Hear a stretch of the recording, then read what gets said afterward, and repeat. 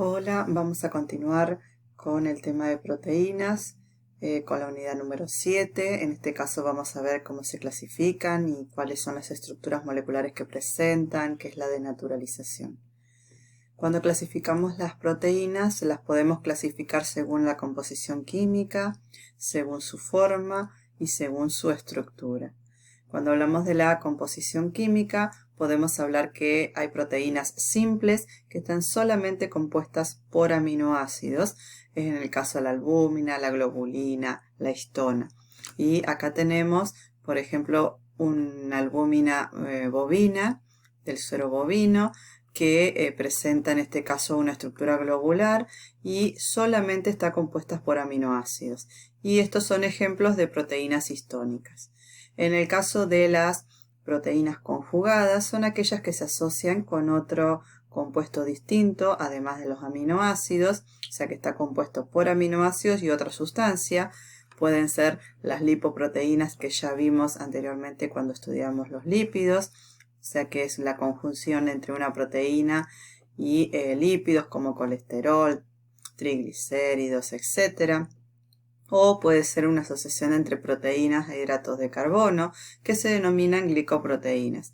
Acá vemos una glicoproteína en donde vemos la parte de la estructura tridimensional, globular de la proteína, en donde se observan que hay estructuras secundarias al azar, hay láminas betas, y esto que ven acá, muy pequeñito, es el hidrato de carbono que está asociada a esa proteína. Por eso se lo denomina una proteína conjugada. También según su forma pueden ser globulares o fibrilares o fibrosas. Globulares cuando tienen forma esferoide o ovoide, o sea que tienen los tres ejes de similar longitud, y muchísimas proteínas son globulares, como puede ser las enzimas, los anticuerpos, hormonas, la hemoglobina que transporta el oxígeno, y la característica que tienen es que son solubles en los medios acuosos. En cambio, cuando hablamos de una proteína fibrilar o fibrosa, las cadenas se ordenan de tal manera que quedan paralelas, forman fibras o láminas extendidas donde hay un eje mayor que el otro. Son principalmente proteínas que tienen que ver con estructuras de sostén, poco solubles o insolubles en agua. Acá tenemos un esquema de una proteína globular, un esquema de una proteína fibrosa y un ejemplo de proteína fibrosa es el colágeno, que lo encontramos en el tejido conectivo, va a servir de sostén, va a dar resistencia. Fíjense en como yo les dije que un eje es mayor que el otro eje. Y en cambio la hemoglobina es un ejemplo de proteína globular donde tiene todos los ejes de similar longitud y es en forma esferoidea. Con respecto a las estructuras moleculares que presentan las proteínas, ya las hemos ido viendo anteriormente, tenemos estructuras primarias, secundarias, terciarias y cuaternarias.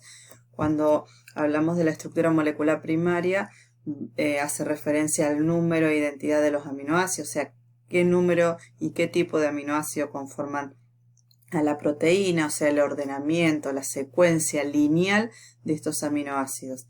¿Quién me va a determinar el orden y la cantidad de estos aminoácidos? La información que va a estar contenida en el material genético, en el ADN. Hay porciones que me dan información para poder producir estas proteínas y son las que se denominan genes. Cuando formamos las proteínas debemos saber que están formadas por aminoácidos que son sus monómeros y hay 20 tipos distintos en la naturaleza que constituyen a estas proteínas que son una unión de entre cientos y miles de unidades. Esta proteína que es lineal en este momento por presentar estructura primaria va a empezar a plegarse, va a adquirir la estructura molecular secundaria que es una configuración o disposición espacial que es regular, repetitiva, y se va a mantener estas formas de estructuras secundarias por enlaces puentes de hidrógenos entre los grupos funcionales carboxilos y aminos que están formando parte de la unión peptídica.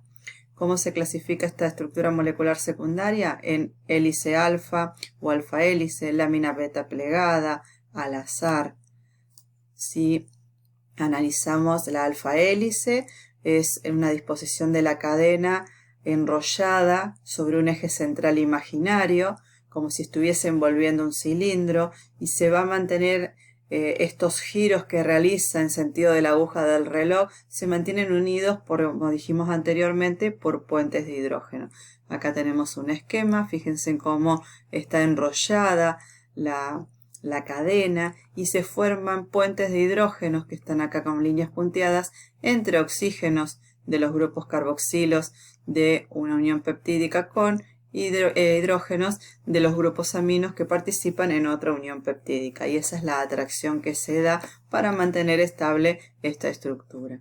O sea, acá podemos observar y analizar las láminas betas. Estas se disponen en forma paralela y también se van a mantener unidas cada una de ellas por, estas son las cadenas que están yendo plegadas, es una sola cadena la que interviene, pero adquieren esta disposición paralela y se mantienen unidas por los puentes de hidrógenos, también como se observan acá con líneas punteadas. En este otro esquema también vemos bien claro cómo puede ocurrir un puente de hidrógeno entre un oxígeno del grupo carboxilo que interviene en esta unión peptídica con el hidrógeno del grupo amino que está interviniendo en esta otra unión peptídica. Estos son los puentes de hidrógenos que mantienen unidos este tipo de estructura. Y también estaba la forma al azar, que no tiene ninguna forma determinada, que es como que complementa, va uniendo estos otros tipos de estructuras secundarias. Se sigue plegando la proteína para adquirir ya su forma tridimensional, o sea, la arquitectura tridimensional completa.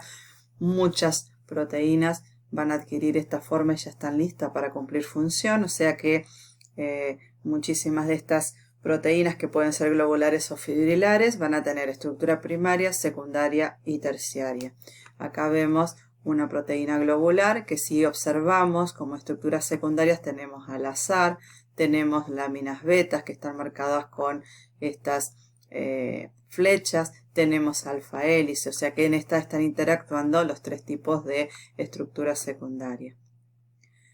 ¿Cómo se mantiene la estructura tridimensional? Esta arquitectura que le da la característica de que las proteínas puedan ser globulares o fibrosas, a través de numerosos enlaces que van a ir ocurriendo entre las cadenas laterales de los aminoácidos. Estos enlaces pueden ser puentes de hidrógeno, pueden ser interacciones hidrofóbicas o de Van der Waals, pueden ser puentes disulfuro cuando se enfrentan aminoácidos que en las cadenas laterales tienen azufre, interacciones iónicas, o sea, atracción de cargas.